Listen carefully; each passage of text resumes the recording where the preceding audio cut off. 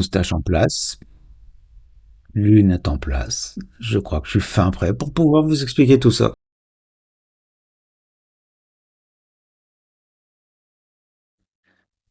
Dans un chapitre précédent, nous avons déjà parlé des fonctions, nous avons redéfini ce qu'était une fonction avec ce fameux procédé qui transforme x en f de x, nous avons redéfini la notion de courbe représentative d'une fonction et on avait parlé d'un certain nombre de fonctions de référence. Dans ce chapitre, on va parler d'un certain nombre de propriétés des fonctions, notamment la notion de fonction croissante et décroissante, et aussi la notion de maximum et de minimum. Alors graphiquement, il y a un certain nombre de résultats qui sont évidents. Vous voyez bien sûr ici que je suis en train de faire du ski. Donc le ski, du ski de vitesse comme ceci, c'est en descente. Donc vous voyez bien sûr ici que la courbe va mettre en évidence le fait que la fonction va être décroissante. N'oubliez pas qu'on a toujours une lecture de la gauche vers la droite. Ici, par contre, vous voyez que, avec mes petits bras bien musclés, je suis en train de faire de l'escalade. Donc l'escalade, ça signifie, c'est quand on est en train de monter. Donc on est en train de mettre en évidence le fait que la fonction, elle est croissante. Donc graphiquement, c'est bien évident. Maintenant, essayons de voir ce que ça signifie par le calcul. Alors pour ceci, je vais vous prendre toujours deux nombres a et b qui vont se balader comme ceci, et on va essayer de voir ce qui se passe à chaque fois pour f de a et f de b. Alors ces deux nombres a et b, on va toujours les prendre tels que a est strictement plus petit que b. Autre chose, à chaque fois, on va s'intéresser à ce qui se passe uniquement sur la partie où la fonction semble soit croissante, soit décroissante. Alors il faut savoir que la notion de fonction croissante ou décroissante ne fonctionne que sur un intervalle, et surtout pas sur des réunions d'intervalles. Donc vous voyez que si a est plus petit que b ici, vous avez systématiquement f de a qui est plus petit que f de b, quelle que soit la situation que vous allez choisir. Par contre, si on se place maintenant sur l'intervalle suivant ici, vous voyez que là, si je prends a plus petit que b, cette fois, j'ai f de a qui sera plus grand que f de b, et ce qui va caractériser une fonction décroissante. Vous pouvez voir que quelle que soit la situation que je vais choisir, j'ai toujours f de a plus grand que f de b. Alors dans ce chapitre, on va aussi parler de minimum, évidemment, là vous allez voir apparaître un minimum. On parlera aussi de maximum, alors là on n'en a pas. On a quand même des cas particuliers, on appelle ça un maximum local et ceci un minimum local. Voilà, tout ceci va être étudié plus en détail et on va voir ce qu'il en est pour les fonctions de référence. Donc on va étudier un petit peu plus en détail maintenant ce que je vous ai présenté tout à l'heure.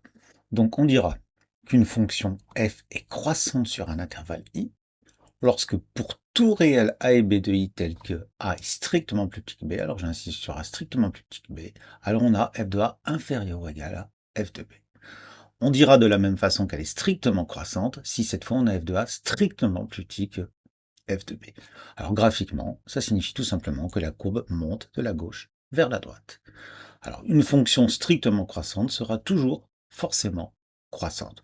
Alors vous verrez que dans la pratique au lycée, toutes les fonctions sont strictement croissantes. Donc ça n'aura pas de grande différence si vous n'êtes pas très prudent dans le fait de dire qu'elle est soit croissante, soit strictement croissante. Vous n'aurez pas trop de problèmes avec ceci.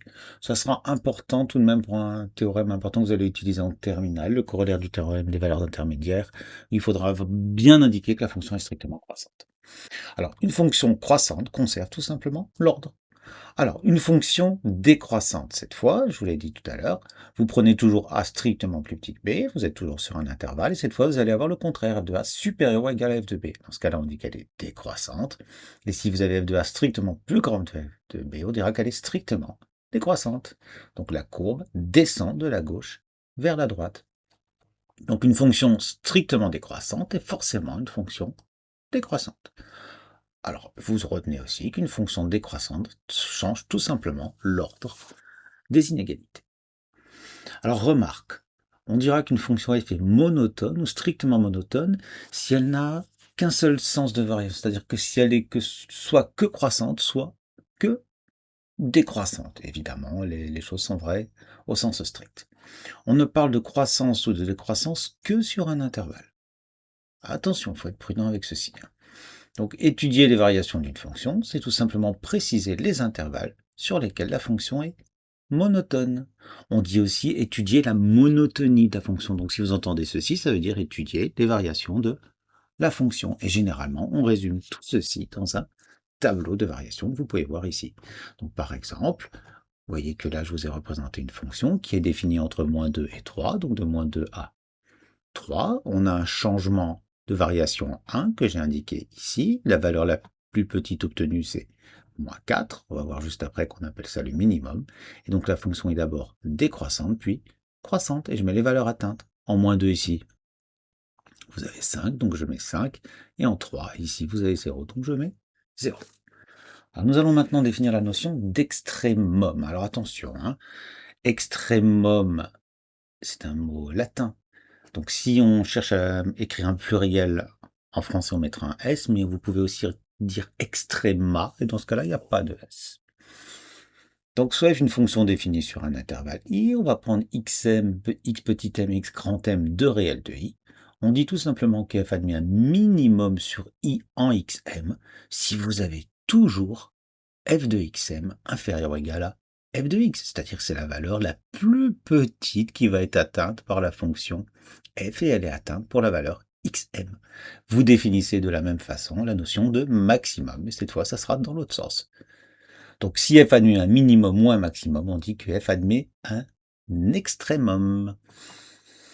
Exemple, pour la fonction de l'exemple que vous avez juste au-dessus, donc vous voyez, je vous l'ai dit tout à l'heure, là la fonction admet -4 comme minimum atteint en 1.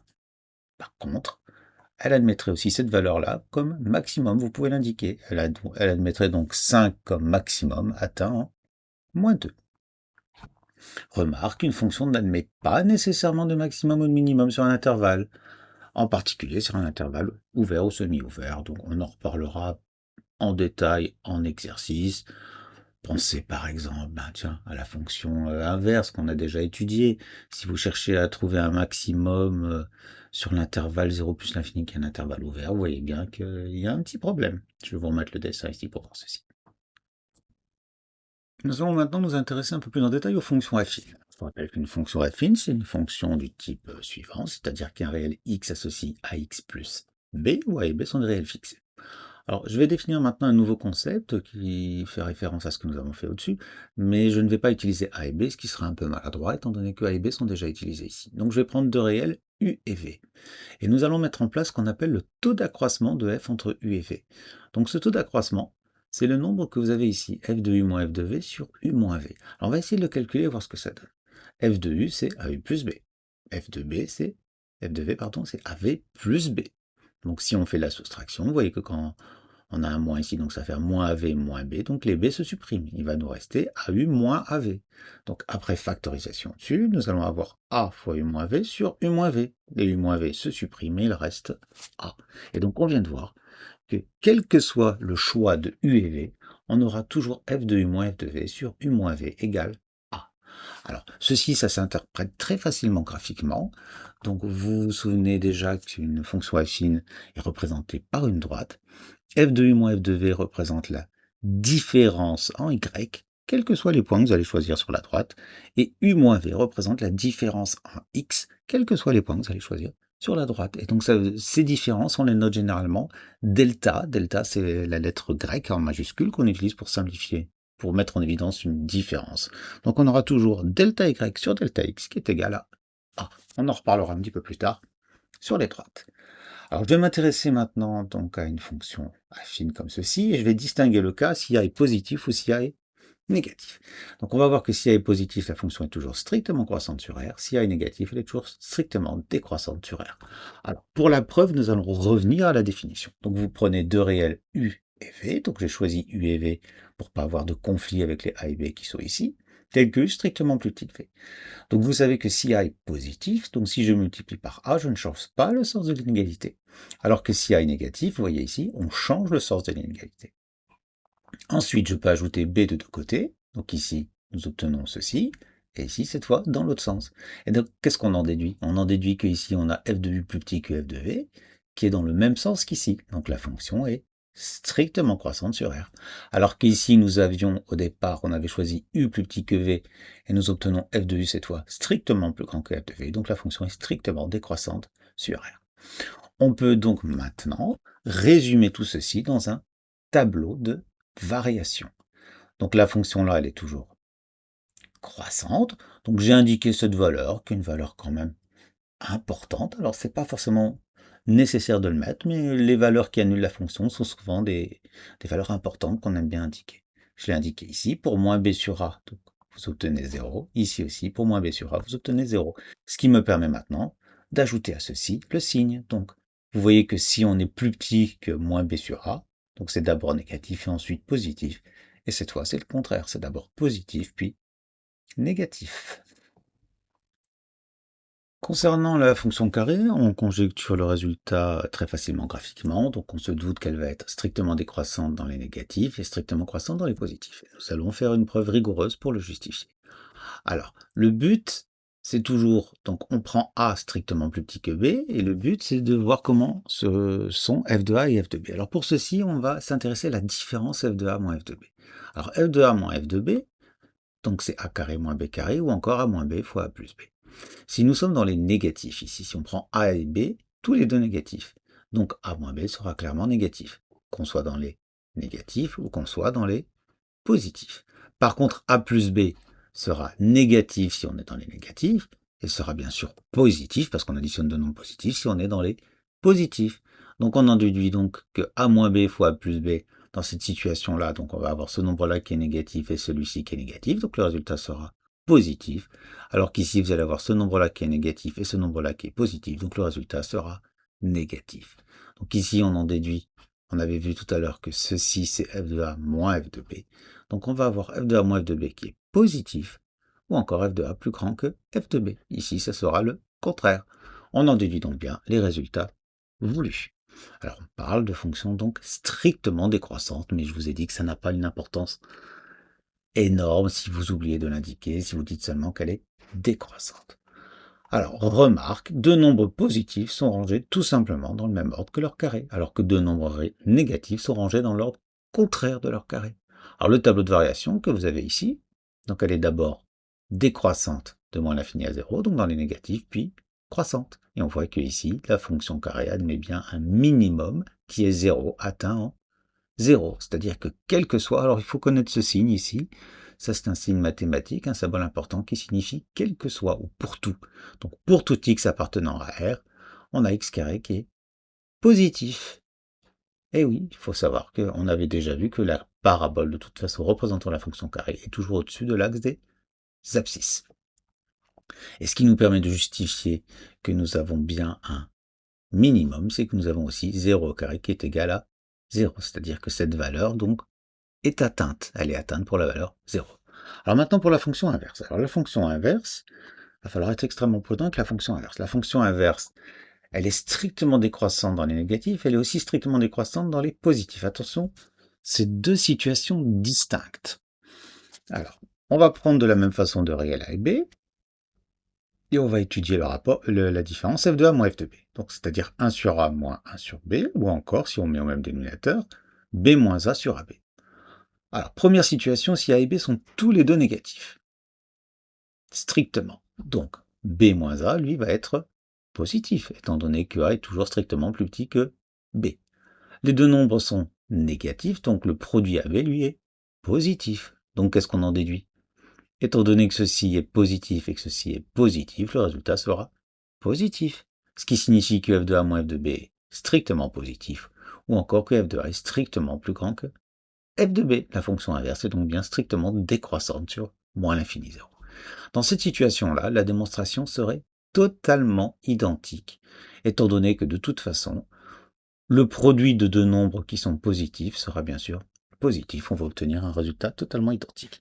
Donc, une remarque importante, deux nombres strictement positifs sont rangés dans le sens, dans l'ordre contraire de leurs inverses. Il en est de même pour deux nombres strictement négatifs. Ne vous amusez jamais à dire que la fonction inverse est strictement décroissante sur moins l'infini. Plus l'infini, c'est une faute extrêmement grave. Et pour mettre en évidence qu'il y a un problème, on met bien une double barre ici qui indique que la fonction inverse est de manière absolument distincte décroissante sur moins l'infini 0 et décroissante sur 0 plus l'infini. Je rappelle que j'ai tendance à oublier de dire strictement, car ça n'a pas beaucoup d'importance en seconde. Nous n'avons pas besoin de faire une démonstration rigoureuse pour étudier les variations de la fonction valeur absolue. On sait très bien que la fonction qui a x associe valeur absolue de x, c'est x, c'est-à-dire la fonction affine kx associe x dans les positifs, donc dans ce cas-là, elle sera strictement croissante, et dans les négatifs, c'est moins x, donc là, une fonction affine qui a x associe moins x, et donc cette fois, elle sera strictement décroissante, d'où le tableau de variation que vous avez ici. Donc nous avons bien un minimum ici en 0 atteint pour 0. La fonction racine carrée, que je vous donne en plus, elle est très intéressante. Donc la fonction racine carrée, alors pour faire la preuve, je vais quand même vous en parler parce qu'elle est sympathique. On va s'intéresser à f de a moins f de b. Alors f de a moins f de b, c'est racine de a moins racine de b. Alors on va utiliser ce qu'on appelle la technique de l'expression conjuguée, qu'on a déjà vu pour simplifier, quand on avait par exemple des expressions du type 3 sur racine de 5 plus 2, quand on veut se débarrasser des racines carrées qui sont, qui sont en dessous. Donc l'idée ici, c'est de multiplier au-dessus et en dessous parce qu'il va nous permettre de faire apparaître l'identitaire marquable a carré moins b carré. Donc vous allez avoir racine de a moins racine de b, vous multipliez en dessous ici et au-dessus par ceci, et ça nous fait apparaître au-dessus racine de a au carré moins racine de b au carré. Donc a moins b sur racine de a plus racine de b. Maintenant, il est facile d'étudier les variations. Alors, on a, si on prend a strictement plus petit que b, a moins b est bien sûr négatif. On a de toute façon a et b qui sont positifs parce que la fonction est définie dans les positifs. Donc on a racine de a plus racine de b qui est positif. Donc on en déduit donc que ceci est négatif, ceci est positif. Donc f de a moins f de b est négatif et f de a est strictement plus petit que f de b. Donc la fonction racine carrée est bien strictement croissante sur 0 plus l'infini, ce que vous pouvez résumer dans ce tableau de variation. Pour la fonction cube, je vous donne directement le résultat. Il est bien de le connaître. Je ne vais pas en faire la démonstration. Donc la fonction cube est strictement croissante. Donc sur R. Voilà, donc je vous ai présenté tout ce cours. Il est commun que les élèves ne maîtrisent pas bien cette notion. Elle est importante, extrêmement importante pour la suite de vos études. Donc il est important de savoir que si ce qu'est une fonction croissante et pas seulement d'un point de vue graphique. Donc un cours, ça se travaille, un cours, ça se comprend, un cours, ça se relie, un cours, ça s'apprend. Donc c'est une vidéo. Vous avez possibilité de la reconsulter autant de fois que vous le souhaitez. Allez, bon courage à tous.